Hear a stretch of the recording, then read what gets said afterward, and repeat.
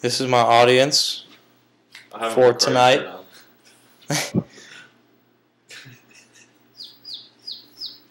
Hello there, Yep. teacher. Let's hear it.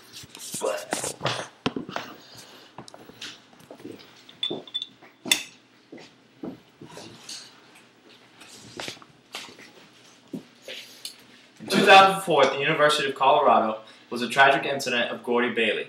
Gordy Bailey was an incoming college freshman that, like many others, wanted to join a fraternity house. As we all know, frat houses are infamous for their hazing and freshman hell weeks. Well, the final stage of acceptance by his frat brothers, with him and his 26 other pledges, was to go into the mountains of Colorado, where they were forced to drink 10 gallons of hard liquor and wine. Bailey had been reported to have 15 to 20 shots, which is nearly an entire 750 milliliter bottle of vodka or Captain Morgan. Well, Gordy's frat brothers had carried him down after all the alcohol was gone and thrown him on the family room couch, where he was left down there, and his frat brothers would come in and check his pulse to see if he was alive. Well, 9 hours later, Gordy Bailey turned up dead in the family room, where authorities had been told that the reason the frat brothers did not call for help was, 1, they had possession of alcohol, and 2, most importantly, they were forcing underage minors to force it down their throat. According to the Surgeon General of 2005, 83 teens died from 1999 to 2005 in a similar way to Gordy Bailey because frat brothers were scared to call for help. John McArdle, founder of Choose Responsibility, an organization that is trying to get the drinking age lowered. He said in an interview with 60 Minutes, "We tried prohibition. It didn't work then, it won't work now." He even went as far to say that the drinking age at 21 is not a solution, but a major problem in our society for our young adults. Today I'll be discussing how drinking at 21 isn't saving more lives, but losing them. First, the National Minimum Drinking Age Act, or NMDAA, came about and why it did.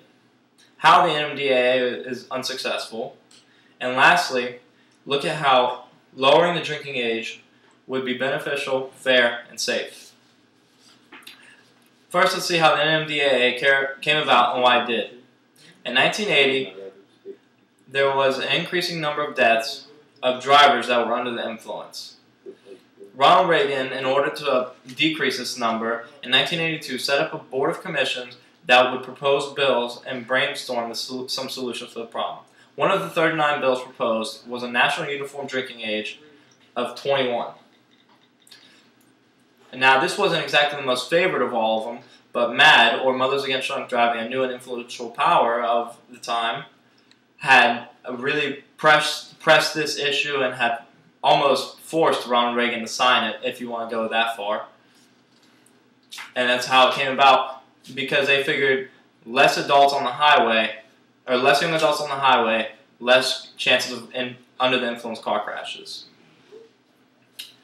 Now that we've examined why and how the NMDAA came about and was created, let's take a look at why it's unsuccessful in today's society.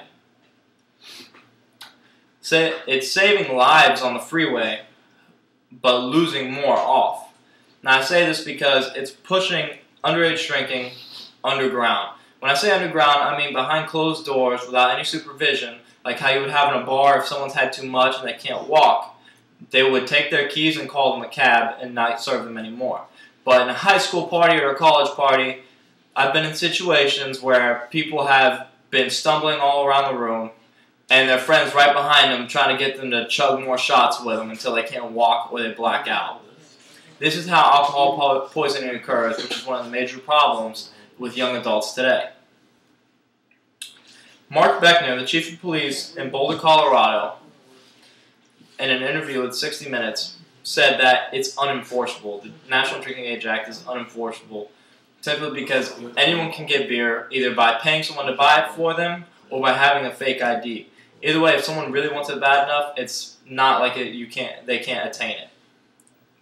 He even went along he even went to tell a story about how one time how they surrounded a house that they knew underage drinking was going on with 40 or 50 cops, and they rushed it and handed out hundreds of tickets.